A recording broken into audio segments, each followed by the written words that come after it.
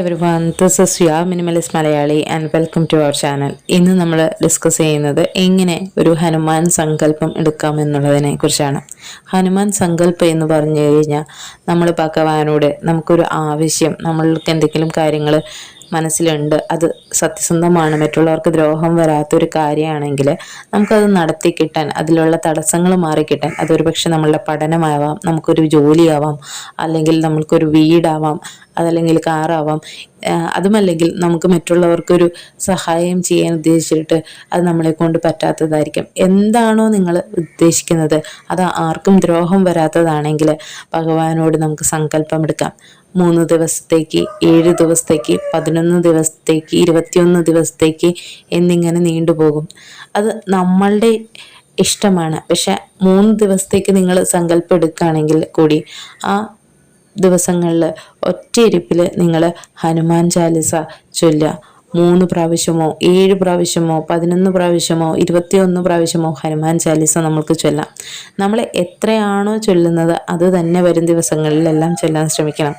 ഈ ഹനുമാൻ ചാലിസ സങ്കല്പം എടുക്കുന്ന ദിവസങ്ങളിൽ അദ്ദേഹത്തിന് മുന്നിൽ ഒരു ഓടിൻ്റെയോ അല്ലെങ്കിൽ സ്റ്റീലിൻ്റെയോ പാത്രത്തിൽ കുറച്ച് വെള്ളം എടുത്തിട്ട്, കുറച്ച് ജലം എടുത്തിട്ട് അതിലേക്ക് 1 രൂപ കോയിനും അതോടൊപ്പം തന്നെ ഒരു ക്ലവ് അതും ഇട്ടിട്ട് നമ്മളുടെ സങ്കല്പം എന്താണെന്ന് വിചാരിച്ചിട്ട്, ഭഗവാനെ എനിക്ക് ഈ കാര്യം നടത്തി തരണമേ എന്ന് വിചാരിച്ച് അദ്ദേഹത്തിൻ്റെ മുന്നിൽ സമർപ്പിക്കുക.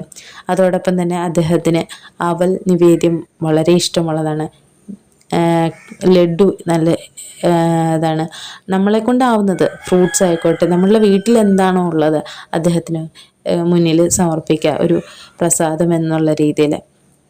അതുപോലെ തന്നെ കഴിയുമെങ്കിൽ നിങ്ങൾ നെയ്ദീപം തെളിയിക്കുക, ഇല്ലെങ്കിൽ സാധാരണ എണ്ണ കൊണ്ട് തിരി തെളിച്ച് അദ്ദേഹത്തിൻ്റെ മുന്നിലിരുന്ന് നമ്മൾ ഹനുമാൻ ചാലിസ ചൊല്ലുക.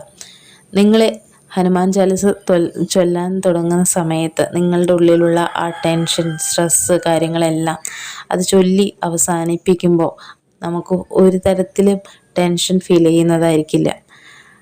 നമ്മളൊന്ന് മനസ്സിലാക്കുക, നമ്മൾ മറ്റുള്ളവർക്ക് ദ്രോഹം വരാത്ത എന്തും നമുക്ക് ഭഗവാനോട് ചോദിക്കാം. നമ്മളെപ്പോലെ തന്നെ മറ്റുള്ളവരും ഭഗവാന്റെ മക്കളാണ്, അല്ലെങ്കിൽ അദ്ദേഹത്തിൻ്റെ സഹോദരങ്ങളാണ് എന്ന് മനസ്സിൽ വിചാരിച്ചത് കൊണ്ട്, അദ്ദേഹത്തിന് എല്ലാവരും ഒരുപോലെയാണ് എന്ന് വിചാരിച്ചത് കൊണ്ട് അദ്ദേഹത്തിന് മുന്നിൽ കാര്യങ്ങൾ അവതരിപ്പിക്കാം. ഒരു മൂത്ത സഹോദരനോട് എന്ന പോലെയാണ് ഞാൻ എൻ്റെ കാര്യങ്ങൾ അദ്ദേഹത്തിന് മുന്നിൽ അവതരിപ്പിക്കാറ്. പലപ്പോഴും എനിക്ക് ആരോട് എന്ത് പറയണം, ഒരു കുറ്റപ്പെടുത്തലുകളില്ലാതെ, അല്ലെങ്കിൽ എനിക്ക് നേരായ വഴി കാട്ടിത്തരണം എന്ന് വിചാരിച്ച് ഞാൻ എന്തെങ്കിലും കാര്യങ്ങൾ എനിക്ക് നേടണമെങ്കിൽ ഞാൻ അദ്ദേഹത്തിന് മുന്നിൽ അവതരിപ്പിക്കാറുണ്ട്.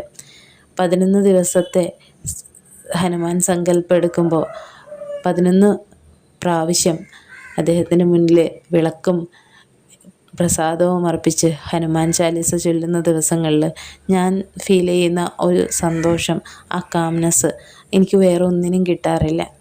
അതുകൊണ്ട് എൻ്റെ അനുഭവം വെച്ച് ഞാൻ നിങ്ങളോട് പറയുകയാണ്, നിങ്ങൾ പ്രാർത്ഥിക്കുമ്പോൾ വളരെ നിഷ്ഠയോടുകൂടി, വളരെ സന്തോഷത്തോടു കൂടി അദ്ദേഹം അത് നടത്തിത്തരും എന്നുള്ള പൂർണ്ണ വിശ്വാസത്തോടു കൂടി ചെയ്യാം.